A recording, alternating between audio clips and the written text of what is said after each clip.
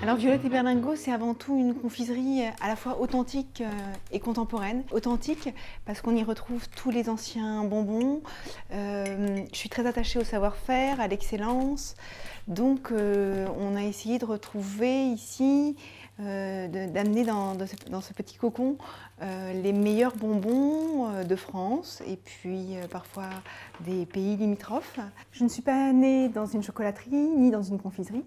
Mais dans les 17 dernières années, j'ai travaillé pour le spectacle vivant. J'ai donc été souvent en tournée et j'ai pu parcourir la France. Et dans chaque ville où nous nous rendions, j'aimais aller rencontrer les artisans qui avaient un savoir-faire réputé et pouvoir discuter avec eux, voir avec eux leur savoir-faire et leur manière de travailler. Et c'est ainsi que j'ai découvert le patrimoine des bonbons et de la confiserie française.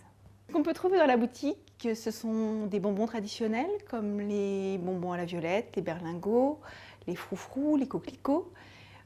Des produits un petit peu plus élaborés comme nos guimauves qui font notre réputation. Des produits qui nécessitent un long travail, qui sont assez peu connus en France, alors que pourtant c'est un bonbon, une confiserie qu'on exporte beaucoup, tels que les fleurs cristallisées, donc la rose, la verveine, la violette.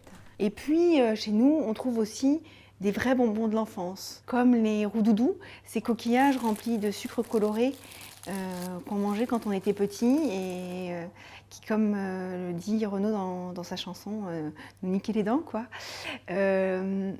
On nous demandait aussi beaucoup, quand on a ouvert, des bonbons anciens, perdus, les Mistral gagnants, les Coco Bauer. Donc la maison Bauer n'existant plus, on fait des cocos à la réglisse qui ont un grand succès.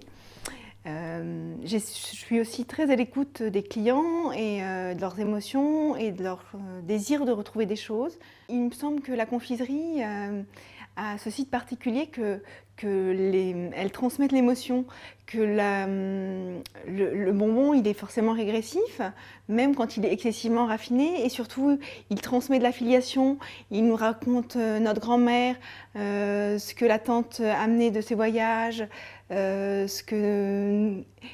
ça se transmet de génération en génération, et je tiens beaucoup à ça, à cette filiation, comme je tiens beaucoup à la préservation du savoir-faire des gens qui fabriquent ces bonbons. Alors me cantonner à une seule douceur, pour moi, ça serait vraiment trop difficile. Je suis vraiment trop gourmande pour ça. Donc c'est vrai qu'en été, dès que les rayons du soleil sont là, j'aime goûter les glaces, et en particulier la glace vanille bourbon Madagascar. J'aime aussi beaucoup les enrobés, les citrons confits. Pour moi, c'est un produit que j'attends à chaque fin d'année.